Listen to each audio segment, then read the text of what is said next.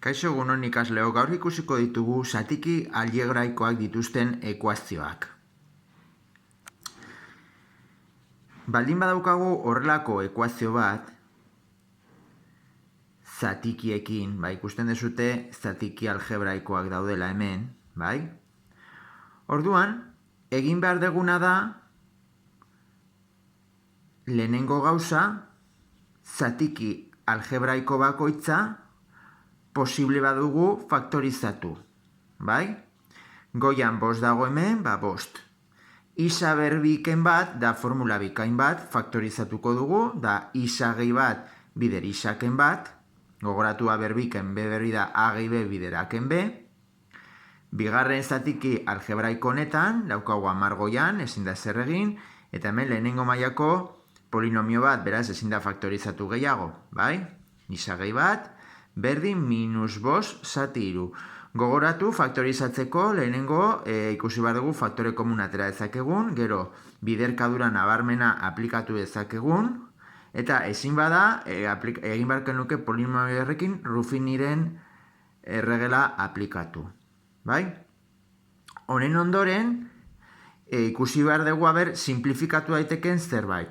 Hemen ikusten dezutenez ezin da ezer simplifikatu, ezin da polinomiori simplifikatu goian eta behian, eta hemen ez da ere, bai? Beraz, hurrengo pausoa egin behar deguna da, zatiki aljebraikoen eraiketetan egiten genuen bezala, batuketa eta kenketan, egin behar dugu izendatzaileen MKT atera, bai? Hau da, kasu honetan, zeinek dauka isa gehi bat polinomio gehiago, honek dauka horretako bat, eta honek ez dauka, beraz, hau edo hau, isa gehi bat, bai? Isaken bat, zeinek dauka isaken bat gehiago, honek dauka bat, honek ez dauka, eta honek ez dauka, beraz, hauetako bat hartuko dugu, bale? Eta gero, irua ere bai, da? Irua, hemen ez dago, baina hemen badago. Beraz, hiru hau hartuko dugu ere MKT bezala, bai? Ondoren segiten dugu, ikusi behar dugu ze diferentzia dagoen izendatzaile hau eta honen artean, bai? Ze diferentzia dago hau eta honen artean? Honek daukala 3 eta honek ez. Beraz, goikoa zenbakitzaile egin behar dugu bider 3, bai? Izendatzaile hau eta honen artean zein da diferentzia? Honek dauka 3 eta isaken bat, eta honek ez. Beraz, goikoa egin behar dugu bider 3 eta bider isaken bat, bai? Beraz, 10 bider 3, 30, bider isaken bat, 30, bider isaken bat, bai? Eta azkenekoan, zein da diferentzia hau eta honen artean? Honek dauka isa gehi bat eta isaken bat, eta honek ez. Beraz, goiko zenbakitzailea egin behar dugu bider isa gehi bat, bider isaken bat. Bai? Honen ondoren, eta hemen dago diferentzia zatiki aljebraikoen arteko batuketa eta kenketa egiterakoarekin, hemen kendu behar dira izendatzaileak. Bai? Pauso honetan ja kendu behar ditugu izendatzaileak. Orduan, izendatzaileak kentzen baditugu, geratuko zaizu goikoa. Bai? 3 bider bost, 15, kontuz minusarekin eragiten diolako lehenengo eta bigarren gaiari, minus 30 isa, minus bider minus plus 30. Berdin, garatuko dugu biderkaketa hau, isa bider isa, isa berbi, isa bider minus bat, minus isa, bat bider isa, isa, eta bat bider minus bat, minus bat. Bai? Eta guzti hau biderkatuko dugu bider minus bost. Minus bost isa berbi, minus bost bider minus isa, plus bost isa, minus bost bider isa, minus bost isa, minus bost bider minus bat, plus bost. Bai? Ikusten dugunez hemen, ja bihurtuko zaigu bigarren mailako ekuazio bat. Beraz, eskubiko alde hau pasako dugu guztia ezkerra aldera. Bai? Eta hemen zuzenean egin dugu batura, Hau da, minus bost isa berbi bestaldera pasaz, bost isa berbi. Aldatzen diogu zeinua. Orain, isak hemen juten dira, bost isa eta ken bost isa, beraz ez dago arazorik, fuera, eta geratzen zaigu minus hogeita hamar isa. Bai? Minus hogeita hamar isa. Eta gero, daukagu hemen plus bost, bestaldera minus bost. Pasako genuke minus bost bezala. Bai? Orduan geratzen zaigu, horrelako bigarren mailako ekuazioa, bai? Laburtuko dugu polinomioa, bost isa berbi, minus hogeita hamar isa, eta gero 15 gehi hogeita hamar dela berrogeita bost, ken bost berrogei. Berdin 0. Bai?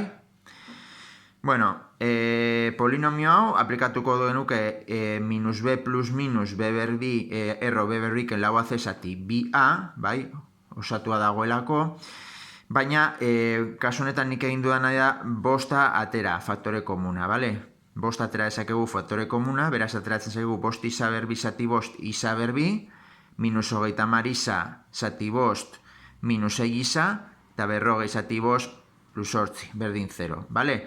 Orduan, horrela formula errezagoa izango dugu aplikatzeko koefizienteak, bai? Beraz, hemen aplikatzen dugu formula, bigarren mailakoa, minus b dela 6, plus minus, erro, b berbi dela minus 6 berbi dela hogeita hamasei, gogoratu hemen beti positiboa izango dela, minus lau, bider a dela bat, bider c, sortzi, bai? Orduan, zati bi, bider a, eta a da bat, polinomio honetan, bale? Orduan, eraiketa egiten badugu, 6 plus minus, hogeita hamaz, barkatu, lau bider sortzi, gogoratu lehenengo dela biderketa, hogeita hamabi. Hogeita hamasei ken hogeita hamabi da lau, beraz, erro lau da bi. Zati bi biderra dela bi. Orduan hemen ateratzen zaizkigu bi soluzioak, 6 gehi bi, sortzi zati bi lau, eta izaken bi lau zati bi dela bi. Hemen jartzen du baliozkoa. Zer esan nahi du hori? Beti, ekuazio guztietan bezala, konprobatu behar dugu, bai? Gerta daiteke soluzioren bat baliozkoa ez izatea. Hau da, lau hau ordezkatzen badezute hemen, bai? Lau berbi hamasei ken bat, 15. Bost 15ren, hau da, erena, ken, 10 zati la hogei bat dela bost, bai? 10 zati bost dela bi, erena ken bi, da minus bost eren. Beraz, baliozkoa da. Eta bi hau ordezkatzen bazute, gauza bera. Hau da, bost berbi, barkatu bi berbi da lau, ken bat iru, bost eren, ken, ordezkatzen bazute hemen bi, da bi gehi bat iru, bost eren, ken 10 eren, da minus bost eren. Baliozkoak dira, bi soluzio hauek. Baina gerta daiteke baliozkoak ez izatea. Eta hori gertatzen da askotan izendatzailean ordezkatuz 0 ematen duela, bai. Orduan, kontuz eraiketa ekuazio mota hauekin, bai. Soluzioak izan daitezke baliozkoak edo ez. Bale? Hau da, zatiki algebraikoak dituzten ekuazioei buruz jakin behar dezutena.